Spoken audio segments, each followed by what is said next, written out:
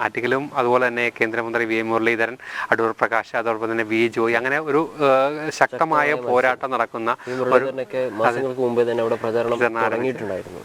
ഓരോ ദിവസം കഴിയുന്നതോറും ഈ വി മുരളീധരന്റെ പ്രചാരണം കൂടുതൽ ശക്തമാവുകയും ആളുകളെ പങ്കെടുപ്പിച്ചു കൊണ്ടുമാണ് മുന്നോട്ടേക്ക് പോകുന്നത്. വാഹന പ്രചരണ റാലികളൊക്കെ നടക്കുന്നു. സ്ത്രീകളും കുട്ടികളും ഉൾപ്പെടെയുള്ള ആളുകളൊക്കെ ഈ റാലിയുടെ ഭാഗമാവുന്നുണ്ട്. നൂറുകണക്കിന് വാഹനങ്ങളാണ് ഈ റാലിയുടെ ഭാഗമാവുന്നത്. ഇന്ന് പാലോട് നെടുമങ്ങാട് ഭാഗത്തായിരുന്നു വി മുരളീധരന്റെ ഈ തെരഞ്ഞെടുപ്പ് പ്രചരണ റാലി. അതുമായി ബന്ധപ്പെട്ട വിശേഷങ്ങളിലേക്ക്.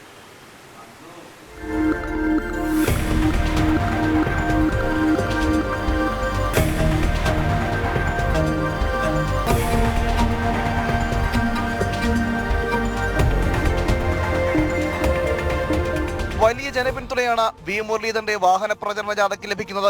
നൂറുകണക്കിന് ഇരുചക്ര വാഹനങ്ങളിലായി സ്ത്രീകളും പുരുഷന്മാരും അടങ്ങുന്ന വലിയ ജനാവലിയാണ് വി മുരളീധരനെ പിന്തുണയർപ്പിച്ച് അനുഗമിക്കുന്നത്.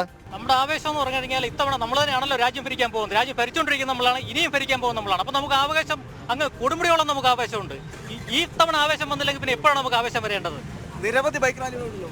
നിരവധി ബൈക്ക് റാലികളുണ്ട്. നമ്മൾ തന്നെ ഇപ്പോൾ തന്നെ ഏകദേശം ഒരു 100-300 പേരോളം ബൈക്കുകൾ മാത്രമായിട്ടുണ്ട്. മറ്റു ആൾക്കാരുണ്ട്. എല്ലാ സ്ഥലങ്ങളിലും തന്നെയാണ് അവസ്ഥ.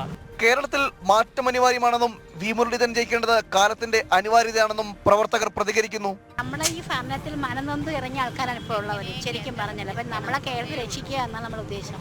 അതുകൊണ്ടാണ് ഇപ്പോൾ മറ്റ് പാർട്ടിയിൽ നിന്ന് മാറി ഇങ്ങോട്ട് ആൾക്കാർ ഒത്തിരി വന്നിരിക്കുകയാണ് ഇപ്പോൾ.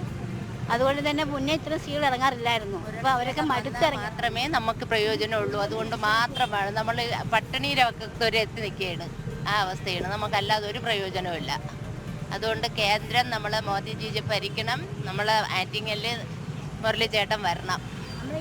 മോദിയുടെ കയ്യിലാവണം. അതാണ് ഞങ്ങളുടെ ഉദ്ദേശം. എങ്കിലും നമുക്ക് ജീവിക്കാൻ ഇവിടെ അവസരം ഉണ്ടാവുമോ എന്നുള്ളൊരു ഏതാ തോന്നലുണ്ടായി എല്ലാവർക്കും.